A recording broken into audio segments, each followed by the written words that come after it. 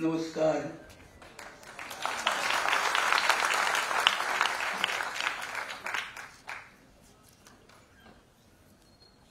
आज सगळ्यात मोठा आनंदाचा दिवस आहे माझ्यासाठी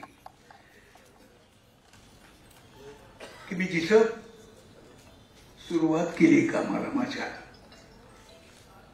त्या कर्मभूमीत माझ्या आज या सगळ्यांच्या हस्ते माझा सत्कार होतोय. स्टेजवर बसलेले माननीय लोक, मुश्रीफ साहेब, उदयचा अतिशय जवळचा मित्र मोहन जोशी. आता isakal.com आहे देशातील नंबर 1 ची मराठी न्यूज वेबसाईट. प्रत्येक अपडेटसाठी isakal.com ला नक्की भेट द्या. एक अप्रतिम अभिनेता निवेदिता सराफ बोलायलाच पाहिजे मला त्यांना, नाही तर घरी गेल्यावर विचारणं होईल ना. खरं म्हणजे मला जर थोडंसं आणखी उशिरा बोलवलं असतं तर चाललं असतं बोलायला. मी काय तसं जास्ती बोलणार नाही आणि जास्ती बोलण्यासारखी वेळही नाही तशी, पण मला थोडं जर उशिरा बोलवलं चाललं होतं. कारण या तिघांची जी लढाई चालली होती इंटरेस्टिंग होती. इकडे जर हे असं बोलतात तर तिकडे काय बोलत असतील प्रश्न पडतो मोठा. म्हणजे अचंबित व्हायला होतं. कसला मी कॉमेडियन हो.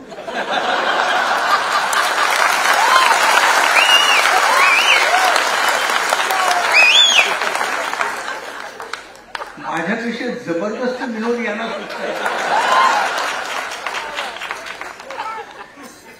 सामंत साहेबांचं मी असं विनोद प्रचूर भाषण मी आजच ऐकलं. काय झालं होतं त्यांना कोणास ठाऊक, तर त्यांचे लोक भेटले म्हणून असेल बहुतेक. पण बरं झालं असतं मी नंतर थोडा वेळ बोललो असतो. मी आनंद घेत होतो मस्तपैकी. पण असं आहे ना, जास्ती आनंद द्यायचा नाही दुसऱ्याला, असं एक ठरवलेलं असतं. पण त्याप्रमाणे घडलं. पण मजा आली मला ते ऐकताना. इकडे म्हणजे कुठल्याही पक्षात असो त्यांना त्याचं काही देणं देणं नसतं.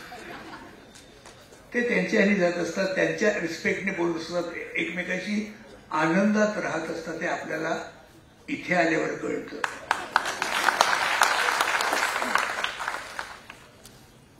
आणि मी त्यांना असं विनोदी बोलायची इकडे संधी दिली त्याबद्दल मी माझेच आभार मानतो.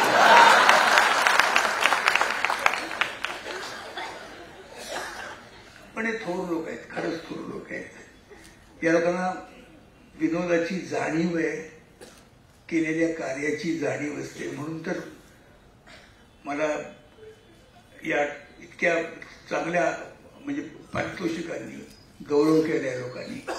महाराष्ट्र भूषण साधी गोष्ट नाही हो. नंबर 1 पुरस्कार आहे हा महाराष्ट्रात.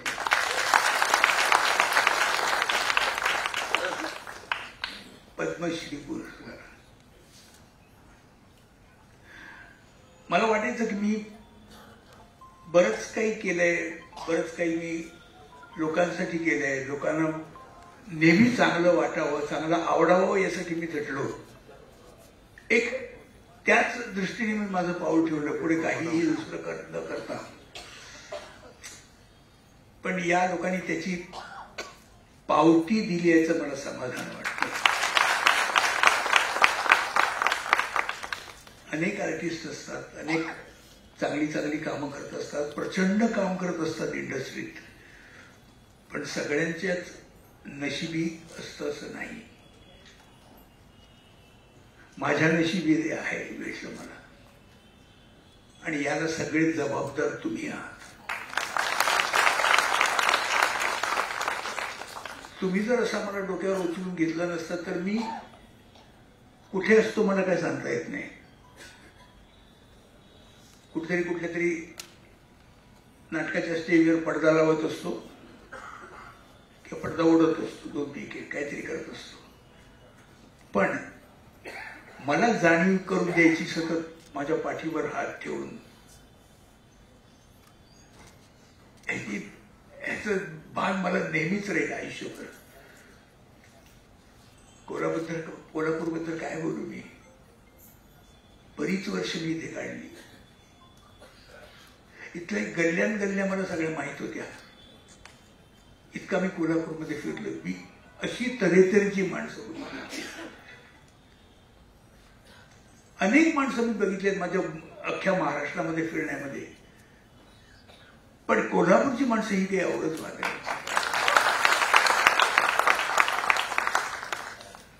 ते सतत दुसऱ्याचा आदर करण्यासाठी बसलेले असतात, गोड बोलण्यासाठी, त्यांना मदत करण्यासाठी.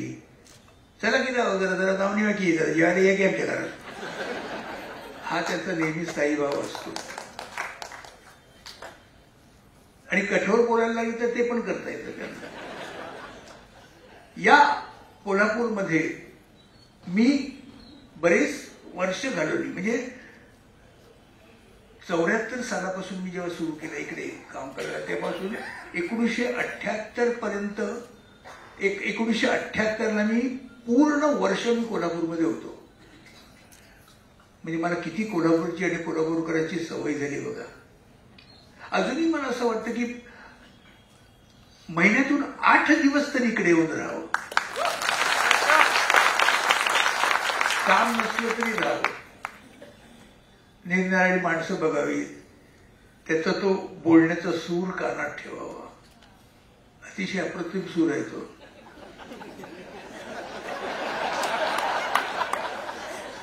निश्चित कळतच नाही कोणाला. माणूस आवडीचं बोलतोय की न आवडणारं बोलतोय. कारण आवाजातला तो रांगडेपणा जो आहे हा फक्त इथेच दिसून येतोय.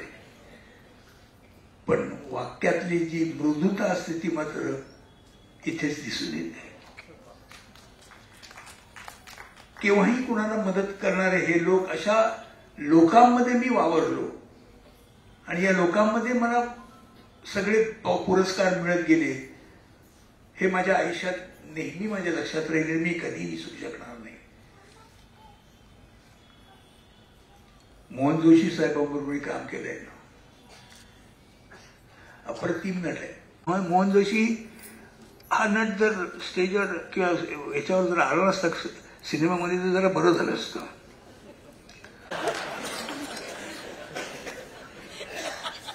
मला वाटलं होतं की मी करावे ते मला असं, पण नाही मिळाले. कारण की ते माझ्यापेक्षा तो चांगले सादर करेल असं मला वाटायचं. आणि त्याप्रमाणे त्यांनी केलंही. अतिशय मी तुम्हा सर्व कोल्हापूरकरांचा आजन्म ऋणी राहीन, याबद्दल काही दुमत नाही.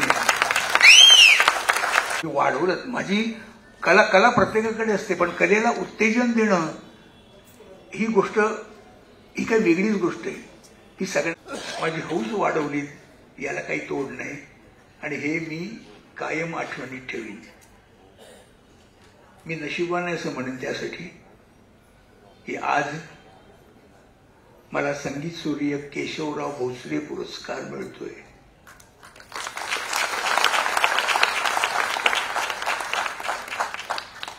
मोठा कलाकार, केवढा मोठा कलाकार. दुर्दैवाने जास्ती वेळ ते राहू शकले नाहीत, लवकर गेले. पण त्यावेळचे लोक आम्हाला म्हणायचे की त्यावेळचा त्यांचा जो धैर्यधर होता मानापमान मधला, हा अजोड होता. मग करावा तर तो त्यांनीच असं म्हटलं जायचं. इतका असामान्य नट, असामान्य नाव कीर्ती असलेलं नट संगीत सूर्य केशवराव भोसले. आणि तो पुरस्कार आज मला देता येत. घेताना वाटतंय जरा मी तिथपर्यंत आहे की नाही, पण घेताना आनंद सुद्धा होतोय.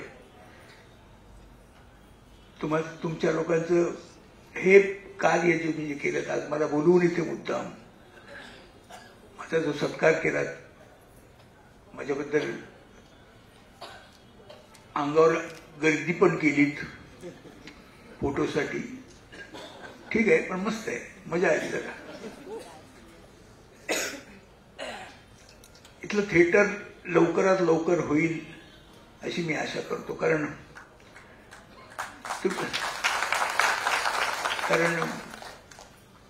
कलानगरी म्हणून ज्याला ओळखलं जाईल असं जे कोल्हापूर आहे, त्यांच्यासाठी थिएटर जास्ती वेळ रेंगाळता कामा नये असं मला वाटतं.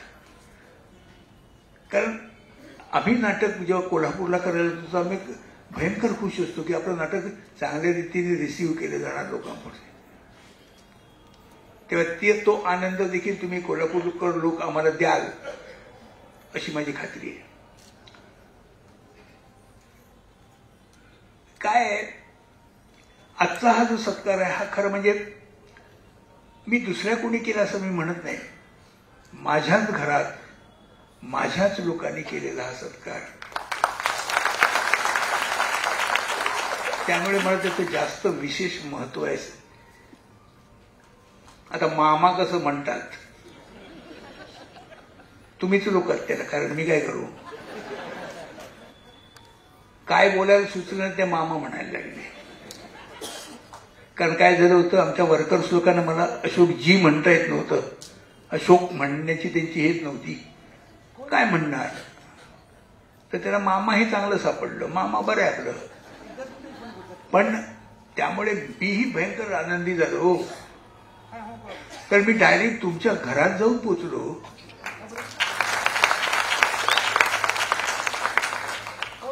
तुमच्या आईचं मी भाऊ झालो, एवढी मोठी गोष्ट आहे. त्यामुळे मला मामा हे म्हटलं तर काही वाटत नाही, मला उलट आवडतं ते. अलीकडे म्हणजे सगळीकडे आता पसरलंय. आता मी रस्त्यावर जात असताना काय मामा असं पण म्हणत बरेच मोठे, म्हणजे माझ्या ओळखीचे नसले तरी चालेल असे लोक. मी एवढंच म्हणेन की तुम्ही हा सत्कार माझा करून आणि केशवराव भोसलेंच्या नावाने हा पुरस्कार देऊन मला कुठल्या कुठे नेऊन ठेवलेले आहेत, आणि हे मी कधीही विसरू शकणार नाही. मी आयुष्यभर तुमचा ऋणी राहीन आणि आयुष्यभर मला जमेल तसं आणि मला करता येईल तसं मी जास्तीत जास्त तुमचं मनोरंजन करण्याचा प्रयत्न करीन.